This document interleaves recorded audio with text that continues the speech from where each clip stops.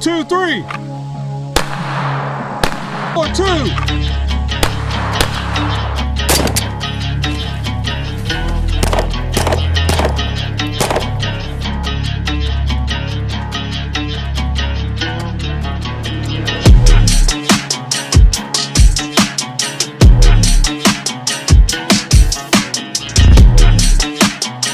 What's going on, guys? Black Scout Survival. And you know, a lot of times we've seen the principle of people following orders and how dangerous that is, and tyranny happening in that way.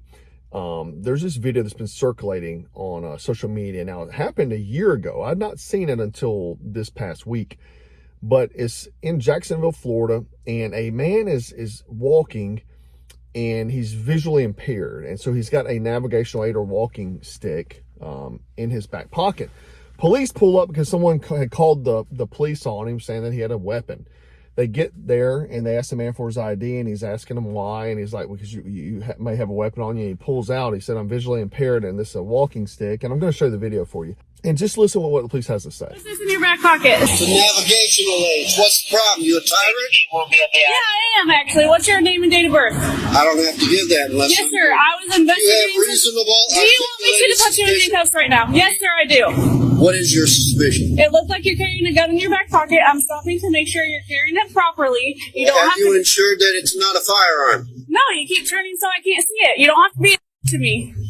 Well, you're being one to me. No, sir. I'm Have a doing my good day. job. Am I detained? Yeah, you are. What's your name and date of birth? It does not matter. Yes, sir, it does. Do you have a crime? Would you like me Call to your put you in? supervisor. He's right please. here. All right. What she stopped you for a walking stick? So, And it could look like a weapon. She asked you to. Really? Now she's asking me for ID. Okay. I don't need the ID unless there's reasonable articulated suspicion that I have committed a crime and committing a crime or about to do a crime. Sir, and her suspicion was that you were armed, okay? She's asking you for your ID. Well, now she has verified that I am not armed, okay? So there is no You got problem. your ID or not? I do have my ID, but you don't need it. Okay. I want your name and badge number 2, sir. Proceed. You'll pick my property up, please. I sure will. After you have.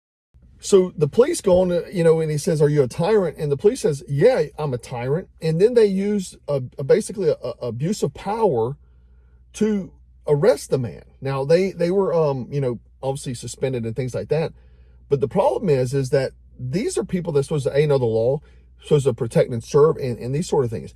People ask all the time, do you think the military will stand up or this and that? The problem is you have people in the military and law enforcement and various positions of authority that, one, listen to and follow tyrannical laws. You remember 2020, people were getting arrested for not wearing masks at freaking high school football games outside, right? So whenever we look at people, well, one, if you're in one of these positions, you should really take a hard reflection on how you should be, right? You should operate in an honorable capacity where you are looking out for the people because you have authority. You're in a position of authority.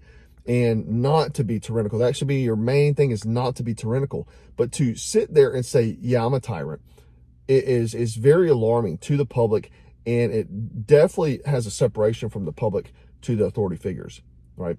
But, you know, getting even further than that, how we always talk about no one is coming to save you. No one is coming to save you because you can't trust who is coming. You don't know who you're calling, who's going to be the one that shows up when you freaking call. It may be a tyrant, right?